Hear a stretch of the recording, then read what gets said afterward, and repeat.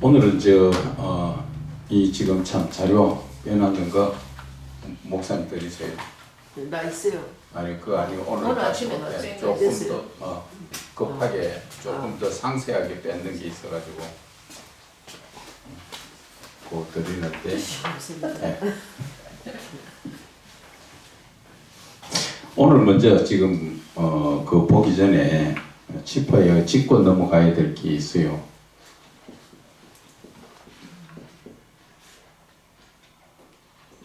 신앙에 우리가 본질을 알아야 돼요. 신앙의 본질을 알아야 되는데 우리는 신앙의 본질을 알기보다는 뭐를 많이 알려고 합니까? 성경을 많이 알려고 하죠. 우리 한국 교회가 60년대에서 70년대에 한창 부흥이 일어나고 뜨겁게 막 성령의 역사가 일어나고 할 때 이때는 성경을 잘 몰랐습니다. 일반 성도들이. 성경이 부족했지요. 성경이 부족해가지고 그때는 또 어른들은 글씨를 몰라가지고 성경을 못 읽는 분들도 많았습니다. 그래서 지금 90년대에서부터 시작해가지고 지금 현재까지 우리가 부흥이 되어 있는 것은 부흥을 이루어 나가는데 지금은 쇠퇴하다고 봐야지요. 부흥이 지금 쇠퇴하는 그런 입장이지요. 왜 쇠퇴가 되느냐? 지금 성경이 부족했던 게 여기는 성경이 풍부하다는 거죠. 성경이 풍부합니다.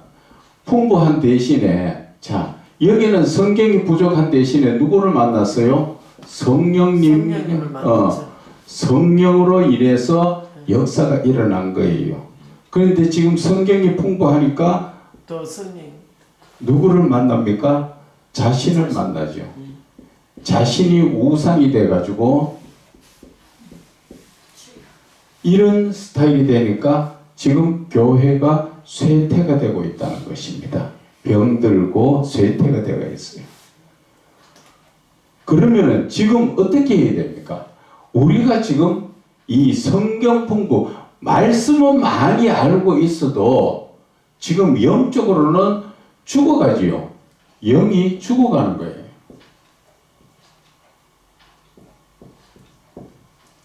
영이 죽어가고 있어요, 지금. 그런데 성경이 부족할 때는 성령으로 인해서 영이 살았죠.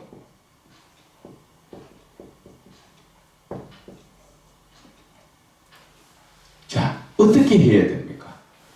지금 우리가 어떻게 해야 됩니까? 이때는 성령이 역사하시니까 간절히 부르짖고 기도했지요. 그런데 지금 성경이 풍부하니까 간절히가 없어졌지요. 기도도 부족하지요. 그래서 우리가 이 성경 많이 아는 것도 중요하지만 이 신앙의 본질을 알아야 된다는 거죠. 신앙의 본질. 그렇지 않고는 지금 성경이 풍부해서 많이 알다 보니까 지식적인 신앙의 머리만 커져가 있는 거예요. 머리만. 그래서 이야기하면 나도 알아. 나도 알아. 알기는 알되 영적인 것은 전혀 없지요. 그래서 우리가 지금 현재 이 상태에서 성령의 역사로 인해서 영이 살아나야 돼요. 아멘. 영이 살아나야 돼요. 성경만 지금 많이 알고 여기저기 배우러 다니면 뭐 합니까? 솔직한 얘기로. 지금 어떤 목사님은 몇 년째 매달 돈 들여가지고 성경 배워가지고 그거 가지고 지금 주일날 한 번 써먹는 것밖에 더 해요? 그분 말고도 지금 또 다른 분들도 지금 보면은 그래요. 어제도 어떤 분 설교를 하는데 주제가 어디 말씀이냐 하면은 로마서 12장 1절에서 3절 말씀이에요. 그래서 기대를 했어요. 어떻게 준비를 했나? 그런데 본문 읽기만 읽고 말씀은 다른 말씀이에요. 이 본문하고는 전혀 한마디도 터치가 없었어요. 지금 이런 상태라는 거예요. 그래서 듣기 좋은 말만 빼내가지고 이것도 설교하려고 하면 하루 정도로 종이에다가 썼다 뺏겠다 해갖고 들고 나와가 종이 보고 읽는 거예요. 그런 설교예요. 거기에 영이 살아있습니까? 그래서 우리가 지금 하는 건 뭐예요? 이렇게 하는 게 아니라 이 말씀을 들고 왜? 그리고 묵상이 들어가야 되죠.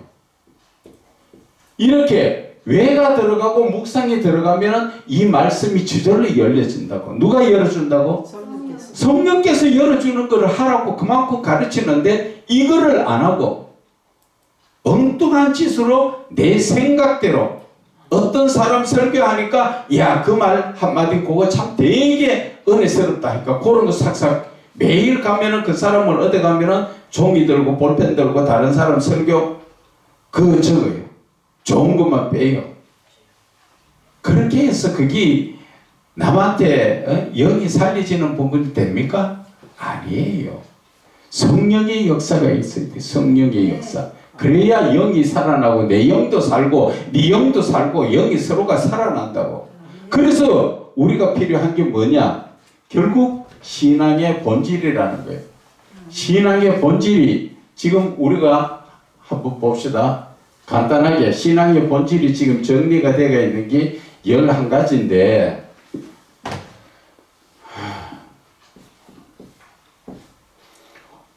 우선 간단하게 몇 가지만 해가 볼게요. 첫째, 신앙의 본질은 내가 누구를 믿어요? 하나님 믿죠. 그러면 하나님이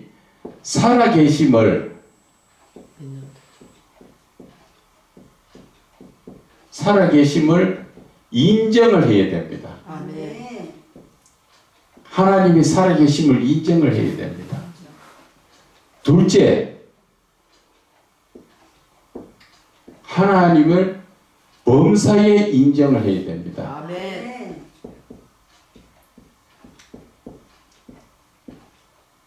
자, 셋째, 하나님을 만나야 됩니다.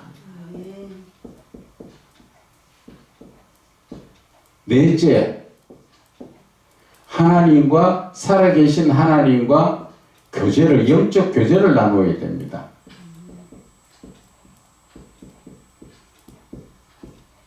다섯째, 살아계신 하나님의 뜻과 의도를 알아야 됩니다. 우선 간단하게 잡으면 하나님의 말씀 한 구절 더 알려고 애쓰지 말라는 것이죠. 내가 알고 있는 그 지식만 가지고도 내가 온전히 순종하며 살아가면 얼마든지 여러분들이 하나님 사명 감당한다는 것이죠. 쉽게 말하면 성경 66권 중에서도 딱 필요한 4가지, 지금 제일 중요한 4가지가 어디죠? 사복음서. 그것만 가지고도 제대로 파면 내 죽을 때까지, 내 사역 끝날 때까지 영적인 설교 얼마든지 할 수 있어요. 그래서 제가 하는 얘기는 많이 알려고 하지 말고 이 신앙의 본질을 알아라는 거죠. 본질을. 하나님이 뭘 원하시는가? 하나님은 자신이 살아계심을 인정하라는 것이죠. 하나님의 살아계심을 인정한다는 게 뭐예요? 그분과 만나고 교제하고 하나님과 동행하면서 내 속에 하나님께서 영생을 주셨으니까 그 영생이 내가 하나님 앞에까지 갔을 때까지 계속 이어져 나갈 수 있도록 내가 똑바로 하나님의 말씀을 봐야 되는 것이죠. 그리고 두 번째, 범사에 그를 인정하라. 이 말씀은 잠언서 나오는 말씀이죠. 3장 6절에 나오는 말씀이죠. 그런데 인정하는 게 뭐예요? 이것은 시편 23편에 뭐라 나와 있습니까? 여호와는 나의 목자라고 내가 인정을 했을 때 그 목자가 뭐를 합니까? 구조가 몇 개? 나를 푸른 풀밭에 쉴만한 물가로 인정하고 내가 사망의 음침한 골짜기에 갈지라도 주님의 지팡이와 막대기가 나를 안위하고 원수의 목전에서도 상을 차려줘. 내가 인정했을 때 그 하나님께서 이렇게 역사해 주신다는 것이죠. 아멘. 그리고 하나님을 만나야 되죠. 그분은 살아 계시잖아. 살아 계시면 그냥 살아 계신 게 아니라 이분이 지금 나를 만나려고 어디에서 지금 말씀하십니까? 요한계시록 3장 20절. 그렇지요. 21절은 뭐라 그럽니까? 문 밖에 두드리는. 그렇지요. 지금 나를 만나려고 지금 찾고 계시는데 나는 전혀 그 하나님을 만나고 싶은 의도가 없어요. 그래서 내가 지금 어떻게 삽니까? 내 생각대로. 입은 하나님을 부르는데 머리로는 하나님을 아는데 내 진짜의 삶은 마귀 새끼로 살잖아요. 그렇게 된다는 것이죠. 그래서 우리가 이 만나야 되는 것 자체는 결국 쭉 내려가면 동행이 나오는데 하나님과 동행하는 목적이에요. 동행이 뭐예요? 함께 간다는 거예요. 함께. 그분이 살아계신 분이 나한테 찾아와서 나와 동행하기를 원하시고 그분이 지금 나와 와서 뭐를 합니까? 영적 교제를 하잖아요. 내가 너와 더불어 먹기를 원하고 너도 나와 더불어 먹으리라. 그것은 영적 교제를 이야기하는 거예요. 그래서 이 영적 교제가 이루어지는 것이 이 신앙의 본질이라는 거예요. 본질. 그분은 분명히 내가 믿는 하나님은 살아계신 분이고 그분이 지금 나를 만나려고 지금 하시고 그래서 하나님은 범사에 하나님을 인정하라는 것이지요. 그리고 하나님과 영적 교제 속에 들어가면 묵상 속에서 하나님의 뜻을 알게 되고 의도를 알게 돼요. 어제 어떤 분이 설교하는 가운데서 이야기하는 게 그거예요. 야, 이제 우리가 기도를 좀 바꿔야 되겠습니다. 주세요 기도가 아니고 목사님들 13명 모였는 데서 하는 얘기가 우리 그런 기도 이제 하지 말고 하나님의 뜻이 무엇인가 좀 구하자. 이제 와서 그것을 이야기하면서 그렇게 이제 그렇게 하려고 하면 하나님 앞에 어떻게 해야 되는가 좀 물어봅시다. 내가 한마디 해주려고 하다가 아무 소리 안 했어요. 이제 와갖고 하나님의 뜻을 구하는 기도가 어떻게 해야 되는지 모르고 거기에 대해서 어떻게 해야 될까? 기도의 본질이 바로 하나님의 뜻과 의도를 구하는 거예요. 내 생각과 내 계획을 하나님 앞에 관철시켜가지고 허락받는 데 있는 게 아니라 우리는 하나님은 창조주시고 우리는 피조물이에요. 우리는 항상 하나님의 말씀에 아멘밖에 없어요. 아멘밖에. 아멘 하면은 그분이 이루어 가시는데 아멘. 그분의 뜻을 알아야 되지. 그분의 뜻을. 그래서 우리가 지금 하나님의 말씀을 많이 아는 것도 중요하지만 신앙의 본질을 알면은 성경 말씀 한 구절을 가지고도 내 삶이 온전한 삶이 되는 거예요. 그래서 로마서 12장 1절 무슨 말씀입니까? 거룩한 산제물로 하나님이 기뻐하시는 산제물로 바치라. 이것이 바로 영적 예배니라. 또 2절에는 또 뭐예요? 그렇죠. 2세대 본받지 말고 변화를 받아 하나님의 선하시고 기뻐하실 뜻이 그렇죠. 그리고 3절에 생각할 분량만큼만 생각하라. 그렇게 그 말씀했길래 오늘은 뭔가 좀 한번 들어볼 수 있겠구나 했는데 읽기만 읽고 그 말씀은 전혀 제가 녹음도 해왔어요. 우리 목사님 좀 가르치려고 비교 분석을 하려고 그래서 했는데 그리고 이 축도도 이 기본적인 축도를 몰라요. 성경에 고린도후서 제일 끝절에 나오는 그 축도 그게 기본이에요. 지금은 주 예수 그리스도의 은혜와 하나님의 그런 그게 아니고 다른 이야기 다 실컷 해놔놓고 예수 이름으로 축복합니다. 이렇게 그런 엉터리 같은 축도라고 그것도 다 좋은 말로 적어가지고 듣기 좋도록 해가 와가 보고 읽고 앉았는 거 있죠.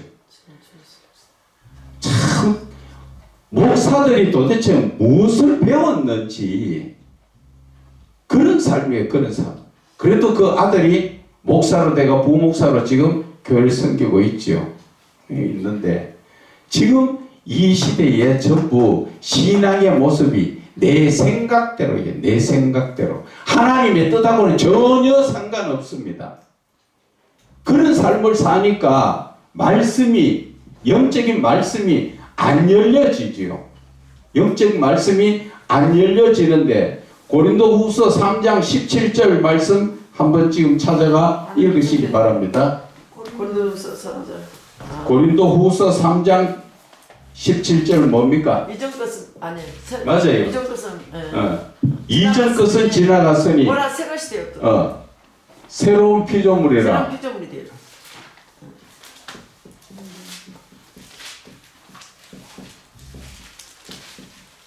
자, 이 새로운 피조물이 뭡니까? 고린도후서 3장 17절 아니에요? 아니에요. 고린도서 5장. 아, 자, 고린도후서 5장. 5장 17절 내가 맞아요. 외우고 있거든. 5장 17절. 그런데 새로운 피조물이라는 게 어떤 것을 말하는 거예요? 내가 새롭게 새로 예수님 태어났다는 새롭게 영적으로 예수님 새롭게 영적으로. 새로 태어났다. 예수님 맞아요. 사람으로서. 그 말이 틀린 거 아니에요. 그런데 그렇게 말하는 것 자체가 여러분들도 그거다. 뭐를 안 했다? 묵상을 안 했다. 묵상을 하면은 답이 틀려지지요. 네. 우리 목사님도 어제 설교 들어놓고도 고단세 잊어버렸죠. 새로운 피조물을 주로 보면은 거듭남을 이야기하죠.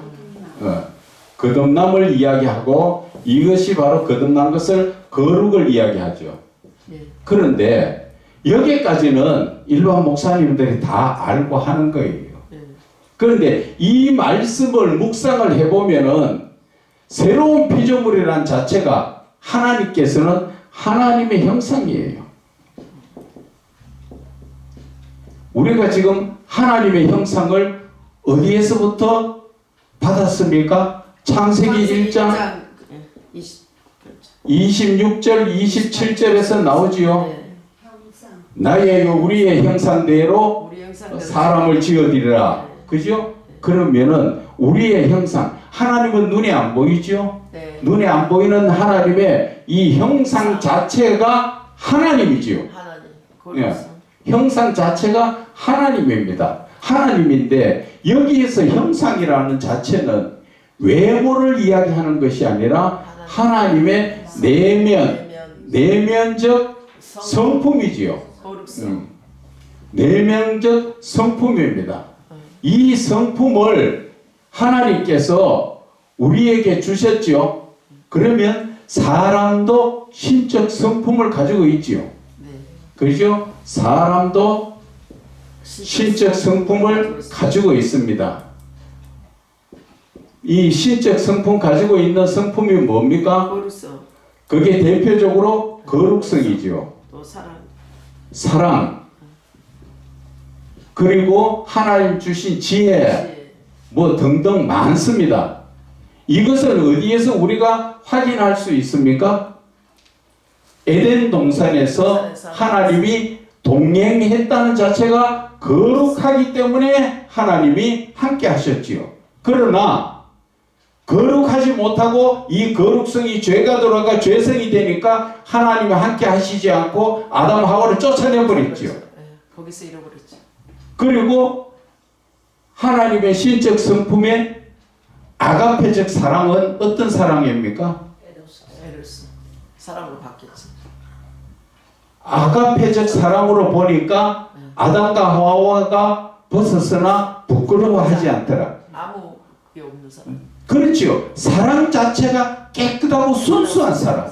그러니까 남을 봤을 때 추하고 더러운 모습이 보이는 게 아니라 그런 음란한 쪽에는 상상도 안 할 수 있는 그런 그 하나님의 순수한 사랑.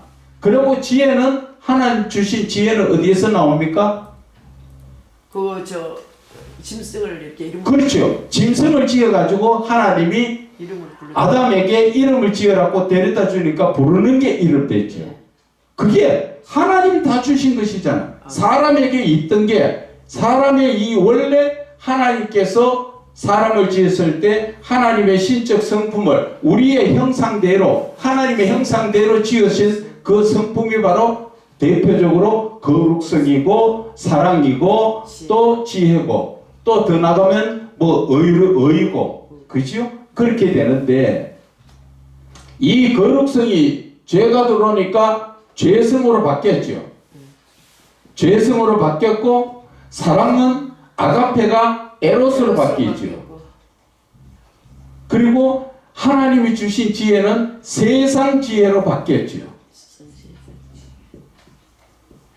그래서 하나님께서는 이 모든 것을 다시 회복시키죠. 누구를 통해서? 예수 그리스도를 통해서. 그렇죠. 예수 그리스도의 십자가를 통해서. 십자가 예수 그리스도를 믿음으로 말미암아 새로운 그렇죠. 그래. 이걸 통해서 우리를 지금 이렇게 바꿔 주시는 거잖아. 이것이 바로 새로운 피조물이 되는 거예요. 이게 새로운 피조물. 그래서 우리의 신적 성품이 다시 죄성에서 거룩성이 되고 에로스에서 아가페가 되고 세상 지혜가 하나님 주신 지혜로 바뀌는 거죠. 이렇게 해서 내 속에 근본적으로 말하면은 내 속이 바뀌는 거예요. 내 속이 내 신적 성품이 내 영적. 그것이 바뀌어지는 게 그게 영적으로 말하는 새로운 피조물이에요. 우리가 일반적으로 교회에서 말하고 설교할 때 말하는 이 거듭나고 거룩한 것은 껍데기만 이야기하는 것과 마찬가지예요. 지금. 그래서 우리가 이런 것들을 기본적으로 알아야 뭐를 하도 할 거 아니에요. 그런데 이걸 하기 위해서 뭘 필요하다 그랬죠? 이걸 하기 위해서 새로운 피조물이 되기 위해서는 묵상을 하라 그랬죠. 묵상. 요즘 또 묵상도 잊어버리고 잘 안 하죠. 말씀 붙들고 묵상 잘 안 하죠. 저도 묵상을 안 하면 요 끝까지밖에 모릅니다. 저도 마찬가지입니다. 그런데 하나님 앞에 묵상을 하면은 하나님이 이것을 열어주시지요.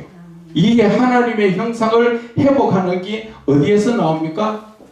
갈라디아서 4장 19절에 나오지요.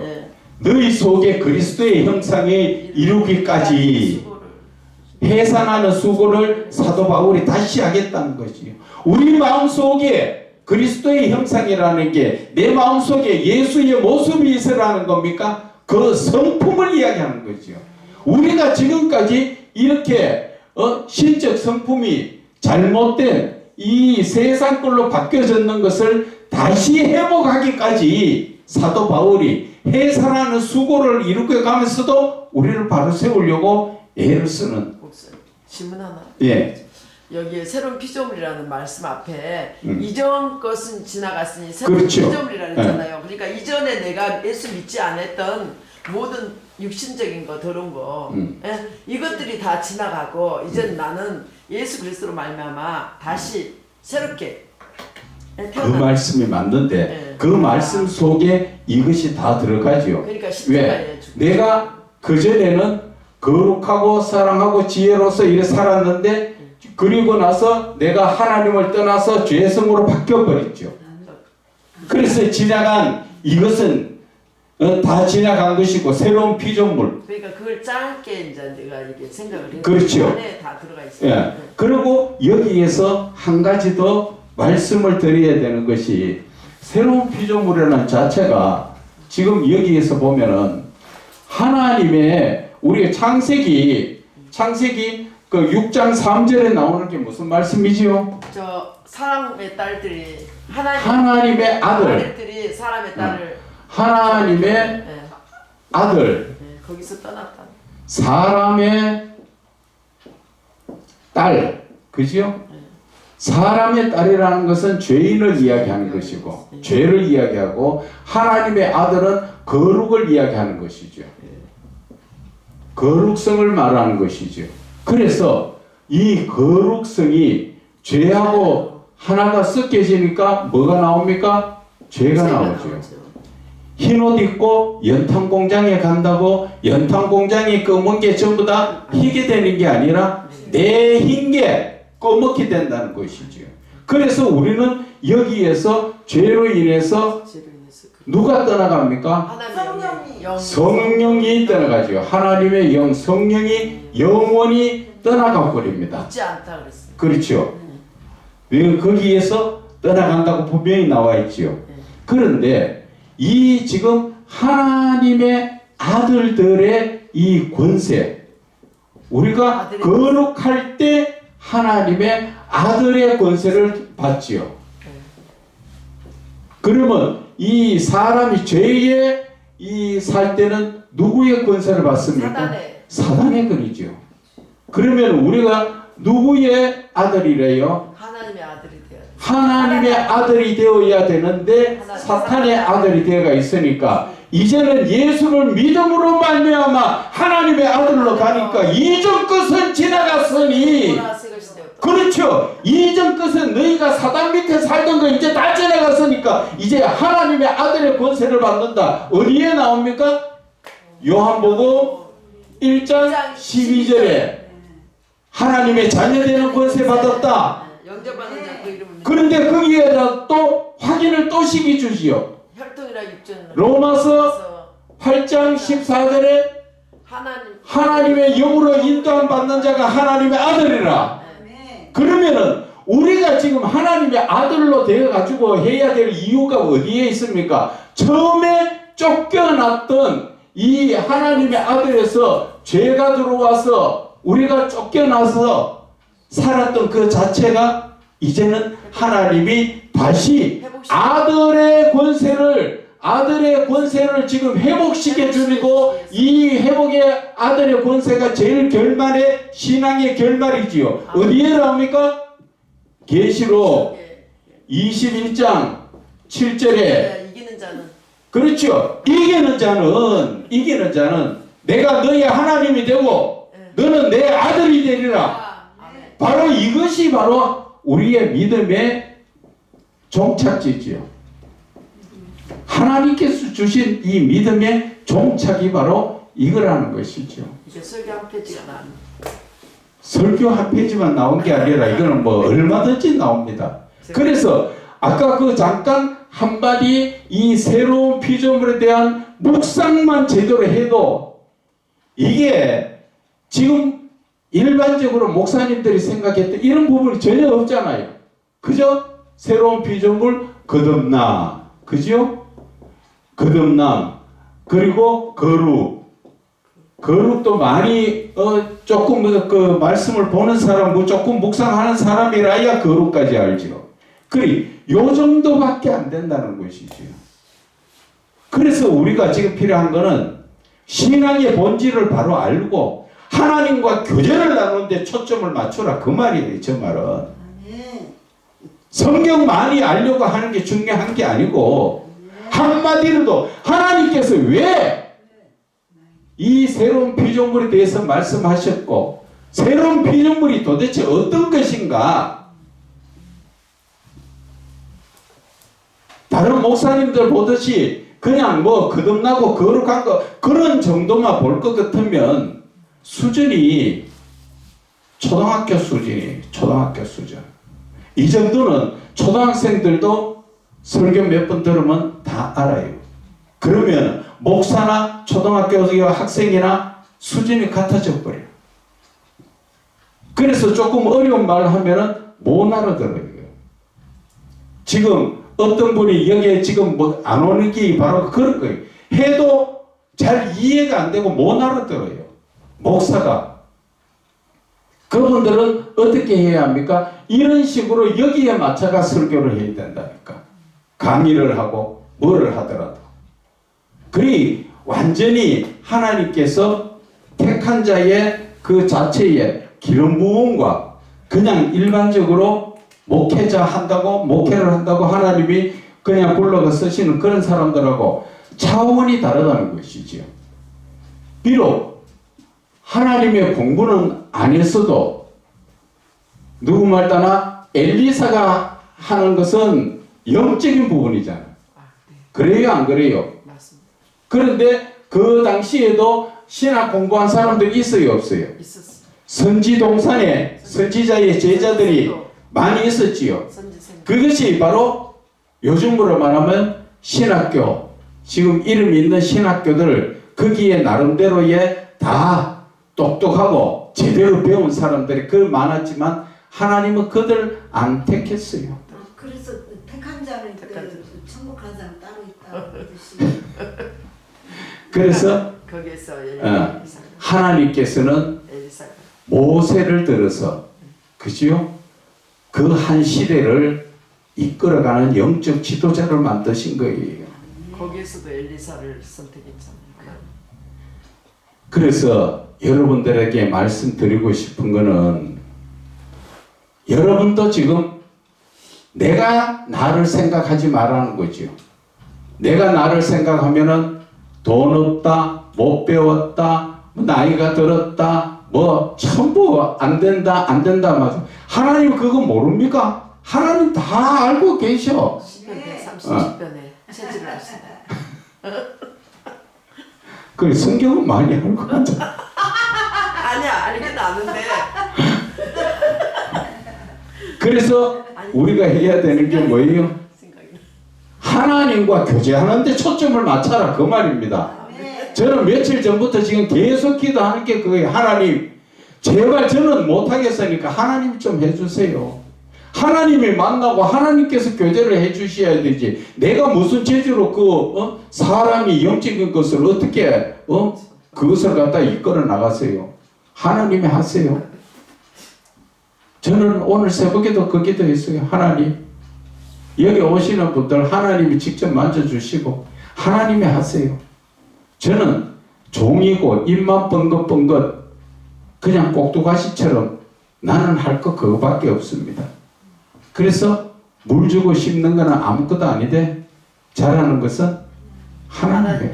그게 다 안다니까. 디모데우스.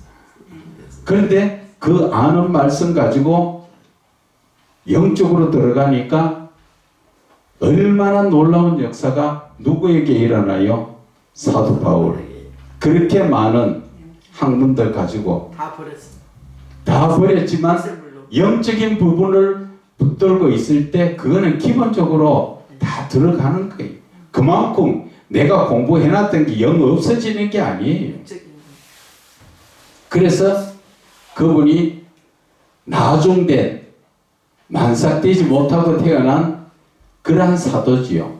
그렇지만 사도가 성경이 13권이나 쓰잖아. 서신서 13권이 성경이 다 됐잖아. 그런데 하나님께서 택하신 주의 종들은 몇 권 썼습니까?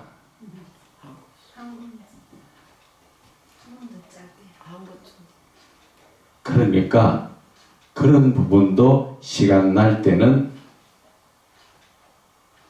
주석을 보면서 배워나가면 돼요. 그런 거는 그냥 한번 주석만 보면은 그 대충 쭉 나와 있으니까 줄거리 한 번만 읽어보면 되고 그 다음에 내가 해야 되는 게 뭡니까? 나는 교제. 묵상하고 교제하라는 거지. 제발 좀 그거 하자. 바빴습니다. 바쁘다 뭐가 제일 바빠요? 하나님 앞에 가는 게 그게 제일 바빠요. 아니 기도하다 보면 시간이 또 없어요. 그래서 나는 오늘 내가 묵상하라 했는데 다음에 할게요. 다음에 하면 미루는 게 한 몇 번째예요? 아니 기도를 그렇게 또 해야 되니까 기도를 또 해야 되니까 한 가지를 또 집중하다 보면 또 그게 참 안 돼.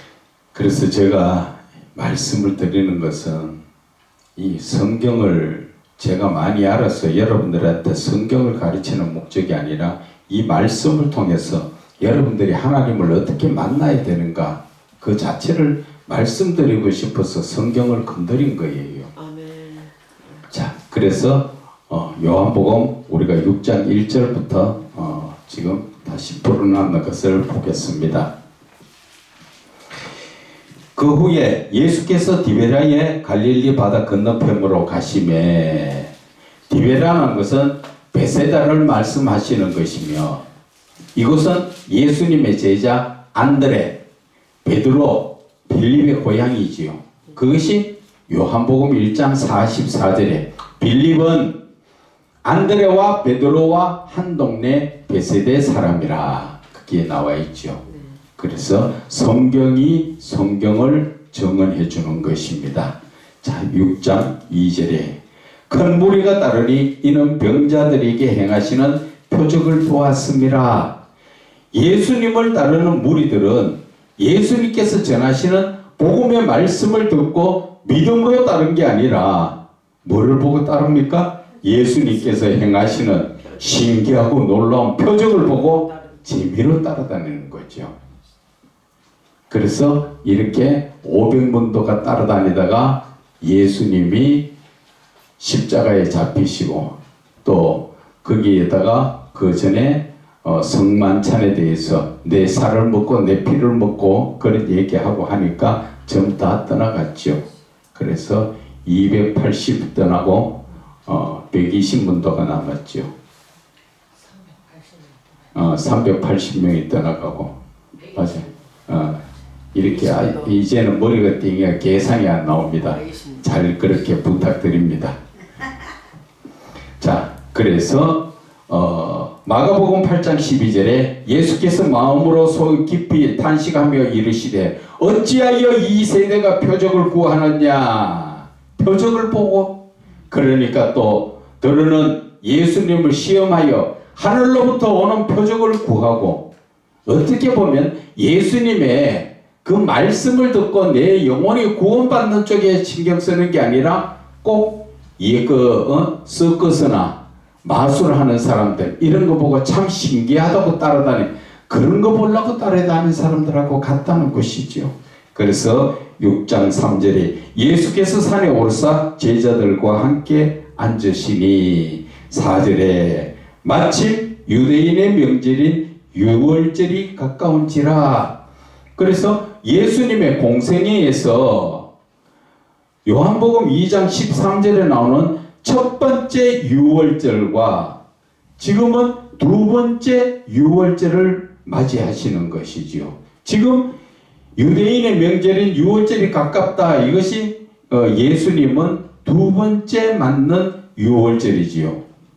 예수님이 공생애를 시작하시고 두 번째 맞는, 그래서 요한복음 2장 13절에 유대인의 유월절이 가까운지라 예수께서 예루살렘을 올라가셨더니, 이때가 첫 번째 예수님이 공생애 시작 중에 첫 번째 유월절이었고, 이제 6장 4절이 두 번째 유월절이더라.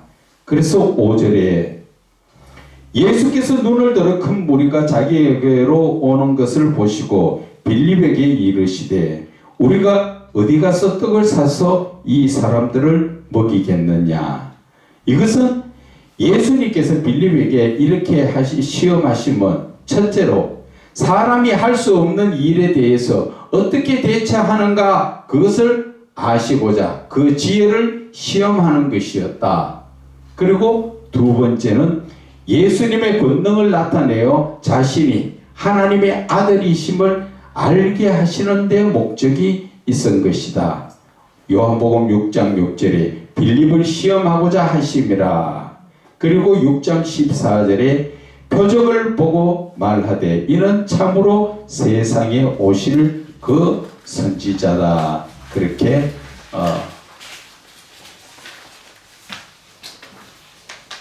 그래서 영적으로 또 보면은 이 많은 사람들이 먹일 수 있는 영의 양식은 생명의 떡이신 몸된 예수 그리스도시며 오직 진리의 신 하나님의 말씀으로만 영의 양식을 채울 수 있는 것이다. 그래서 내가 곧 생명의 떡이니 요한복음 6장 48절 그리고 6장 51절 나는 하늘에서 내려온 살아있는 떡이니 사람이 이 떡을 먹으면 영생하리라. 내가 줄 떡은 곧 세상의 생명을 위한 내 살이다. 그렇게 말씀하셨지요. 그래서 우리가 하나님께서 이거 빌립을 시험하신 것 자체를 바라볼 때 하나님은 예수님은 왜 빌립을 시험하셨을까? 그것을 이 성경에 기록해 놓은 것이 사람이 결국 생각이 어떤 것이냐 하는 것이죠. 여기에서 우리가 한 가지 더 봐야 될 것은 빌립이 생각하는 것은 돈을 조금씩 받아도 부족하지 않습니까? 나오는 게 어떤 부분이었죠? 육신적인 생각이라는 거죠. 왜? 아직 성령이 들어가시지 않으셨기 때문에 생각하는 것이 육신적인 생각이더라 하는 것을 알 수가 있지요. 그래서 그것이 바로 7절의 말씀이죠. 빌립이 대답하되 각 사람으로 조금씩 받게 할지라도 200데나리오의 떡이 부족하리다.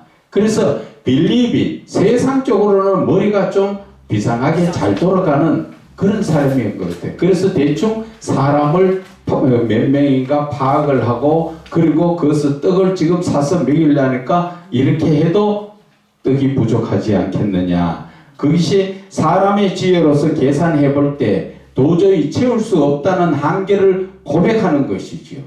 그래서 성령이 없는 육신적 사람의 전형적인 모습으로 앞서 가나 혼원잔치에서 예수님께서 역사하신 포도주 사건을 생각하지 못한 미숙한 믿음이라고 볼 수밖에 없다는 것이죠. 지금 빌립이 이 많은 사람들에게 떡에 대해서 예수님이 말씀하시기 전에 그것이 가나 혼인잔치에서 예수님이 물로 포도주를 만든 걸 받는 사람이지요. 그런데 돌아서서 얼마 안 돼서 지금 이 떡을 어떻게 먹이느냐 하니까 영적인 부분을 생각하지 못하고 육신적으로 대답하는, 그리고 금방 봤던 것도 잊어버리는, 그게 저와 여러분의 모습이라는 거예요. 그렇죠. 바로 그거라는 것이죠. 그래서 요한복음 2장 9절에 연회장은 물로 된 포도주를 맛보고도 어디서 났는지 알지 못하듯이 그 사건을 바로 옆에서 다 받는 제자들이 그것을 잊어버리고 사는 것이죠. 그래서 8절에 제자 중 하나인 곧 시몬 베드로의 형제 안드레가 예수께 여짜오되 여기 한 아이가 있어 보리떡 5개와 물고기 2마리를 가지고 있나이다. 그러나 그것이 이 많은 사람에게 얼마나 되겠습니까? 지금 여기 한 아이가 있다는 것은 그 아이가 가진 보리떡 5개와 물고기 2마리는 양이 얼마나 됩니까? 한 사람이 한 끼 식사의 양이에요. 그게 그 정도밖에 안 되는 것 가지고 어떻게 지금 사람들이 여자와 아이를 빼고 나머지 남자들만 헤아려서 5,000명이 되는 이 무리에게 누구 코에 붙이겠습니까? 이 말하고 똑같은 거예요. 도저히 인간의 생각으로서는 할 수 없는 그러한 역사를 지금 이야기를 하고 있는 것이죠. 그래서 10절에 보면은 예수께서 이르시되 이 사람들로 앉게 하라 하시니 그곳에 잔디가 많은지라 사람들이 앉으니 수가 5,000명쯤 되더라. 여기에서 5,000명이라는 것은 여자와 남자를 뺏는 숫자, 여자와 아이를 뺏는 남자, 건장한 남자들의 숫자만 한 것이고, 이 말씀 속에서 우리가 어떤 것이 어떤 말씀이 생각납니까? 시편 23편. 그렇죠. 요한은 나의 목자시는 내게 부족합니다. 그렇죠. 그러니까 지금 하나님 예수님께서는 푸른 들판에 그 모든 백성들을 전부 따라다니는 무리지어 듬성듬성 다 앉게 하시고 책임져 주시잖아. 아멘. 그것이 바로 하나님으로 인정하고 나가면 그분이 바로 나의 목자십니다. 인정만 하면 그분이 역사하시겠다는 것이죠. 아멘. 그런데 우리는 그분을 인정하는 게 아니라 주여 돈만 주세요. 내가 알아서 떡 사와갖고 막 미기고 할게요. 내가 다 할게요. 주님은 뒤에 가만히 앉아있다가 그냥 도장 들고 결제만 딱딱 해주시면 내가 다 할게요. 그런데 신기하게 하나님의 일은요. 하나님은 우리에게 명령하시지만 하나님이 다 하세요. 하나님이. 아멘. 그런데 우리는 그것을 거꾸로 생각해요. 내가 먼저. 목사가 되거나 주의 종의 일을 하는 사람들이 대부분 야 이제 목사가 되었으니까 내가 전도해야 되겠다. 또 교회 세워야 되겠다. 그래서 교회를 좀 부흥시켜야 되겠다. 전부 내가 하려고 달려들더라고요. 그래서 큰 교회에 있는 사람들이 작은 교회를 볼 때는 아 목사가 실력이 없어가지고 지금 저렇게 하고 있구나. 그래서 자기가 더 어깨가 으쓱으쓱 올라가지요. 나는 그게 비하면 숫자가 많으니까 내가 니보다 실력이 낫다. 이렇게 평가를 하는 분들이 생각외로 되게 많습니다. 그러나 그것은 착각이라는 것을 아셔야 하는 것입니다. 자, 10절에 사람들로 앉게 하라. 그리고 수가 잔디에 앉은 사람이 앉은 수가 5,000명쯤 되더라. 이 말씀 자체를 우리가 다시 한번 봐야 되는 것은 요한복음을 기록한 사도 요한은 히브리적 사람 계수의 방법대로 여자와 아이는 빼고 남자들만 계산한 거다. 사도 요한이 이렇게 기록한 것은 5,000명이더라 한 것은 히브리식의 계산 방법이에요. 히브리식에서 그 당시로 봐서는 여자나 아이는 숫자에 들어가지 않는 거예요. 그 쉽게 말하면 사람 축에 안 들어간다는 얘기죠. 근데 하나님 은혜죠. 그렇죠. 지금 우리 지금 뭐 완전히 뭐 남자 위에 똑같아. 똑같은 게 아니라 더 높지요. 우리 진짜 은혜 많이 받아요. 그래서 저도 꼼짝 못합니다. 그래서 우리가 시편 23편 2절에 그가 나를 푸른 불밭에 누이시며 실만한 물가로 인도하시는도다. 예수님이 책임지시잖아. 우리가 그분을 인정만 하면 그분이 역사하시는데 우리는 도대체가 하나님을 인정 안 해요. 돈만 주세요. 돈만 주세요. 그 어떤 분이 산에서 기도하는 게 그거예요. 하나님 나 지금 교회 개척하려고 하니까 돈을 21억만 주시고 한 달 생활비 남한테 꿀 안 가고 넉넉하게 쓸 수 있도록 그 나이도 드신 내외간 두 분이 하는 얘기가 500만 원씩 생활비 주시고 참 대단하십니다 생각했어요. 진짜 하나님하고 저런 교제 기도가 하면 하나님이 들어주실까 하는 그런 생각이 봤어요. 그래가 금방 기도하고 나서 돌아서서 어떤 사람이 음료수를 먹다가 종이컵을 버려놓고 갔는가 봐. 그렇다고 오만상 막 성질내가 감 깨끗질러 가면서 그거 그냥 아무 소리 안 하고 주워서 버리면 되는데 그런 모습을 봤습니다. 그래서 11절에 예수께서 떡을 가져 축사하신 후에 앉아있는 자들에게 나눠주시고 물고기도 그렇게 그들의 원대로 주시더라.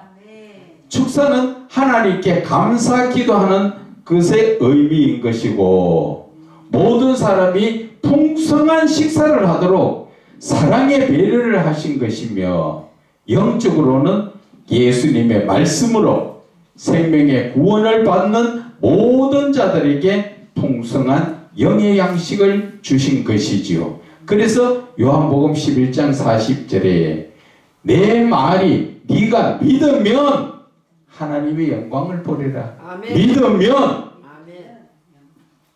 그래서 하나님은 이 고기하고 떡하고 적으니까 야 한 사람 앞에 한 개씩만 먹어. 그런 게 아니라 돌락하는 대로 실컷 먹어라 실컷 먹어라. 먹고 예. 남았어요. 하나님께서는 이렇게 풍성하신 하나님이라는 것을 말씀하시지요. 그래서 12절에 그들이 배부른 후에 예수께서 제자들에게 이르시되 남은 조각을 거두고 버리는 것이 없게 하라. 이 12절의 말씀은 남은 조각이라는 것은 육신을 배부르게 하는 양식도 먹고 남으면 버리지 말아야 하는 것이다.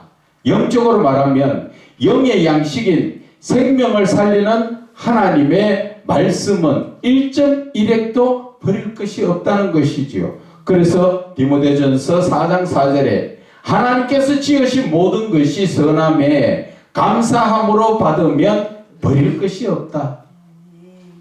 그런데 우리가 요즘 솔직한 얘기로 음식물 너무 많이 갖다 버리지요. 저도 그걸 느낍니다. 저도 죄인이에요. 그만큼 입이 이제는 고급이 돼가지고 옛날에는 사실 저는 또 그랬어요. 신김치를 좋아해가 다른 사람 신김치 내빈다 하면 그거 다 줘다 와갖고 그 김치 막 그래 먹고 하던데 이제는 진짜 신김치 먹으니까 이가 시큼시큼해서 잘 못 먹겠더라고. 그게 입에서는 땡기지는데 그 치아 자체가 이제 노화가 돼가지고 그렇더라고. 그래서 이 13절에 이에 그 돈이 보리떡 5개로 먹고 남은 조각이 12바구니에 찼더라. 이에 그 돈이 12바구니 찼다는 것은 5,000명이 풍성하게 먹고도 남음이 12바구니에 찼다는 것은 하나님의 풍성하신 사랑과 은혜를 나타내는 것이고 무한하신 하나님의 무한하시다는 것은 하나님의 한계가 없는 하나님. 우리는 하다 보면 한계가 있지만 하나님은 한계가 없는 무한하신 하나님의 신적 성품을 나타내는 것이지만 영적으로 보면 거룩하신 하나님의 말씀은 온 인류가 풍성히 먹고도 남음을 말씀하시는 것이다. 그래서 하나님의 말씀은 먹으면 먹을수록 우리에게는 배부른 영의 양식이 된다. 그래서 14절에 이 사람들이 예수께서 행하신 이 표적을 보고 말하되 이는 참으로 세상에 오실 그 선지자다. 이 말씀이 무슨 말씀이에요? 예수님이 행하신 표적을 본 유대인들이 광야에서 만나를 준 모세를 생각하면서 신명기 18장 15절에 예언에 오실 그 참 선지자가 아니냐 그 말이지요. 그래서 내 하나님 여호와께서 너희 가운데 네 형제 중에서 너를 위하여 나와 같은 선지자 하나를 일으키시리니 너희는 그의 말을 들을지다. 이 말씀이 예언의 계시의 말씀으로 주신 것인데 이 말씀이 가르치는 것이 바로 예수 그리스도다. 그렇게 볼 수가 있는 것입니다. 그래서 15절에 그러므로 예수께서 그들이 와서 자기를 억지로 붙들어 임금으로 삼으려는 줄 아시고 다시 혼자 산으로 떠나가시더라. 그것은 율법적이고 육신적인 유대인들은 예수님의 모든 표적을 영적 구원으로 보지 못하고 어떻게 봅니까? 구원하지 못하고 예수님의 권능을 보고 예수님을 왕으로 삼아 지금 현재의 로마에게 귀속되어 있는 그 압제에서 벗어나게 해줄 육신적인 권능자라고 생각하면서 이제 예수님을 왕으로 삼으려는 것을 아시고 예수님은 저들의 육신적 삶의 그 생각의 삶을 피해서 산으로 가신 것이지요. 지금 현실적으로 예수님을 믿는 우리도 나의 육신적 도움을 바라면서 예수님을 믿는다면은 빨리 회개하고 온전한 영적 구원을 바라야 할 것입니다. 그런데 우리가 사실 예수 믿으면서 무언가 내 육신적으로 좀 잘되기 위해서 예수를 믿는 사람들이 많습니다. 생각외로. 영적인 부분에 내가 살아나야 되겠다 하는 그런 부분이 아니라 어떻게 해야 예수 믿으면서 복 받고 내 자식이 잘 되고 사업이 잘 되고 꼭 무당들한테 가서 빌고하는 그런 것처럼 그렇게 예수 믿는 분들 많습니다. 그래서 우리가 제일 잘 하는 말들이 있지요. 그게 잘못된 말이에요.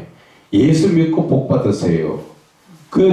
우리가 이야기하는 건 영적인 구원의 복을 이야기하지만 그 사람들을 받는 생각하는 것은 야, 예수 믿으면 뭔가 잘 되려고 뭔가 하면 복 받고 그런 쪽으로 생각을 하고 있다는 것이지요. 그래서 우리가 그 말 한마디라도 곧 좀 이렇게 생각을 하면서 그렇게 전도를 해야 할 것입니다. 자, 1절에서 15절까지의 말씀을 봤는데 오병이어의 기적의 의미를 바라볼 때 예수님이 행하신 오병이어의 기적은 내가 곧 생명의 떡이로라. 생명의 양식으로 오신 예수님께서 인간의 기본적 삶인 육신적 생명을 살리신 사랑의 기적을 본보이신 것이지요. 지금 잠깐 보세요. 예수님께서 오병이어의 기적을 이루신 것은 내 영을 살렸습니까? 육신을 살렸습니까? 육신을 살린 것이에요. 그래서 우리가 그 오병이어의 기적을 통해서 영의 양식을 먹일 수 있는 그러한 삶을 살아야 되는 것입니다. 그래서 오병이어의 영적으로의 의미를 보면 사탄이 예수님을 시험할 때 어땠습니까? 돌덩이, 떡덩이 들어가 뭐 만들어서 먹어라. 육신적인 삶에 대해서 그 사단이 이야기한 것입니다. 그리고 예수님의 의도는 영혼의 구원은 육신적 목적인 먹는 것에 있는 것이 아니라 거룩하신 하나님의 영의 양식인 생명의 말씀으로서 영혼 구원의 목적이 있다는 것을 보여주신 것입니다. 그래서 예수님께서 마태복음 4장 4절에 사람이 떡으로만 살 것이 아니라 하나님의 입으로부터 나오는 모든 말씀, 이것이 바로 양식이라는 것이죠. 그래서 예수님이 생명이신 말씀 한마디의 복음 전파로 말미암아 많은 영혼들을 구원하시는 본을 우리에게 보이신 것이라는 것이죠. 그래서 우리가 전하는 생명이신 예수님의 말씀인 영의 양식으로 말미암아 영적 말씀을 먹지 못한 기갈로 죽어가는 많은 영혼들을 우리도 예수님처럼 말씀으로 구원을 할 수 있다는 것을 보여주신 영적 구원의 사건이라는 것이죠. 그래서 오병이어는 육신 구원의 표적이었고 또 떡인 말씀은 영혼 구원의 표적이라는 것이지요. 그래서 즉 예수님의 몸 그리고 그 떡은 예수님의 몸을 의미하는 것이고 그리고 여기에서 물고기는 요나의 구원을 위한 그 표적과 같은 것이 아니겠느냐 그렇게 생각을 해보는 것입니다. 그래서 우리가 이 말씀을 붙들고 정말 묵상을 하면서 좀 더 깊이 있게 깨달으시면 저와 여러분들이 똑같은 말씀을 갖다 묵상한다고 똑같이 안 깨달아집니다. 다르게 깨달아집니다. 여러분들한테 맞춰서 그러면 여러분들이 깨달은 것을 또 저한테 터치도 해주고 은혜도 나누어야 돼요. 나는 받으니까 요건데 안 가르쳐줘 하고 딱딱 숨기지 말고 아시겠죠? 그래서 저한테도 그것을 터치를 해줘야 됩니다. 나는 이 묵상하니까 이렇게 깨달아집니다. 그러네? 그러면 나도 또 그 말씀 붙들고 또 묵상을 해보면 더 깊이 들어가요. 갈수록 깊이 들어가요. 한번 묵상했다고 깨달았다고 그게 끝나는 게 아니라 우리는 그것 가지고 계속 묵상을 하면은 더 깊이 들어가고 그리고 내가 그 다 알고 나는 다 완전한 자다가 아니라 여러분들한테도 많은 것을 터치받고 깨닫게 하여 받을 부분이 많이 있다는 거예요. 그래서 여러분들이 하시고 또 은혜를 저에게 나눠 주시기를 바랍니다.